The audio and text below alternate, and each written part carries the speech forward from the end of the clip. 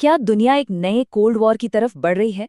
आज हम अमेरिका और चीन के बीच जो ये तनाव बढ़ रहा है, उसे समझने की कोशिश करेंगे। और ये मामला सिर्फ व्यापार का नहीं है, ये सत्ता, डर और हमारे आने वाले कल की कहानी है। और ये आप समझिए सिर्फ कोई बयानबाजी नहीं है। चीन की तरफ से ये एक खुली चुनौती है जिसने दुनिया भर की राजधानियों में खलबली मचा दी है। बीजिंग साफ कह रहा है, वो पीछे हटने वालों में से नहीं है। देखिए, ये जो टकराव है, ये कोई रातों रात नहीं हुआ है। ये तो दशकों से अंदर ही अंदर सुलग रहा था। ये सिर्फ ट्रेड डेफिसिट के बारे में नहीं है, ये एक गहरे डर के बारे में है कि दुनिया में पावर का जो बैलेंस है वो बदल रहा है और आने वाली पीढ़ियों का भविष्य दांव पर लगा है।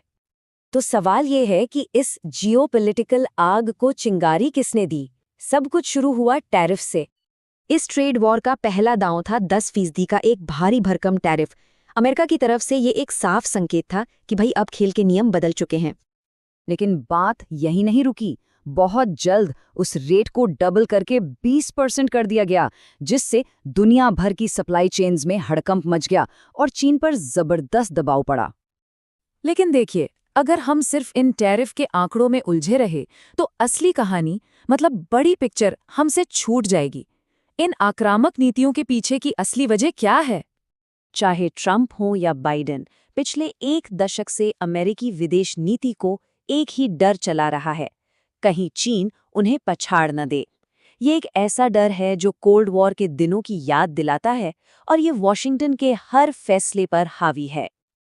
और ये कोई हवाई डर नहीं है। जैसा कि ये चार्ट दिखा रहा है, वर्ल्ड बैंक जैसी संस्थाएं भी ये अनुमान लगा रही हैं कि चीन की इकोनॉमी 2030 तक अमेरिका से आगे निकल सकती है। और यही एक संभावना है जो वॉशिंगटन में सबकी नींद उड़ाए हुए है। अमेरिका ने रोकने की जितनी कोशिश की, चीन उतना ही मजबूत इरादे वाला बन गया है। वो अब हर फ्रंट पर पूरी तरह से टेक्नोलॉजिकल और इकोनॉमिक आज़ादी के लिए एक ऐतिहासिक मुहिम चला रहे हैं, चाहे वो एआई हो या स्पेस एक्सप्लोरेशन। अब ये समझने के लिए कि अमेरिका आखिर कर क्या रहा है, हमें थोड़ा इतिहास में झांकना पड़ेगा। और हैरानी की बात है कि इसका जवाब हमें 19वीं सदी के भारत में मिलता है।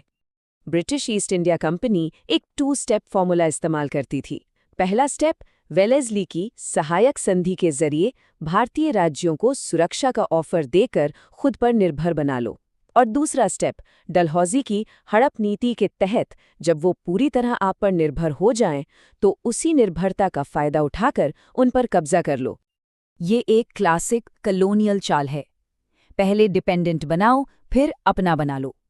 और आलोचकों का यही कहना है कि आज भी हमें यही पैटर्न देखने को मिल रहा है, जहां अमेरिका अपने सहयोगियों पर अपनी आर्थिक और सैन्य निर्भरता का फायदा उठाने की कोशिश कर रहा है। लेकिन इस पूरी स्ट्रैटेजी का एक ऐसा नतीजा निकल रहा है जिसकी शायद अमेरिका ने उम्मीद नहीं की थी। अमेरिका के एक्शन अनजाने में एक नई वर्ल्ड ऑर्डर को जन्म दे रहे हैं। हो ये रहा है कि अमेरिका का ये जो आक्रामक रवैया है, वो उसके अपने ही दोस्तों को, उसके सहयोगियों को उससे दूर कर रहा है। वो देश जो दशकों से अमेरिका पर निर्भर थे, अब दूसरे विकल्पों के बारे में सोचने पर मजबूर हो गए हैं। और इसके सबूत हमें हर तरफ दिख रहे हैं। यूरोप से लेके मिडिल ईस्ट तक देश अब अमेरिका से दूरी बना रहे हैं। सऊदी अरब जैसे पारंपरिक अमेरिकी सहयोगी भी अब बीजिंग के साथ खुलकर नए रिश्ते बना रहे हैं, जो एक बहुत बड़े जियोपॉलिटिकल शिफ्ट का संकेत है। और ये देखिए, ये बदलाव कितनी तेजी से हो रहा है। इस टाइमलाइन पर नजर डालिए। जर्मनी और फ्रांस जैसे बड़े यूरोपीय देशों के नेता चीन के साथ सीधे संबंध बना रहे हैं, जो पारंपरिक ट्रांस अटलांटिक गठबंधन से एक साफ दूरी है। तो इन सब का नतीजा क्या निकल रहा है? नतीजा ये है कि एक नया पावर ब्लॉक, एक नया गुट उभर रहा है। ये चीन के इर्द गिर्द बन रहा है, लेकिन इसमें यूरोप और मिडिल ईस्ट के वो अमेरिकी सहयोगी भी शामिल हैं जो अब खुश नहीं हैं। और ये एक मल्टीपोलर दुनिया की तरफ इशारा कर रहा है। तो कुल मिलाकर हम आज इतिहास के एक बहुत ही अहम मोड़ पर खड़े हैं। पुराने गठबंधन बिखर रहे हैं और नए बन रहे हैं। सवाल ये है कि आने वाले कल की दुनिया को कौन आकार देगा? क्या ये एक और अमेरिकी सदी होगी, या हम ड्रैगन के उदय को देख रहे हैं?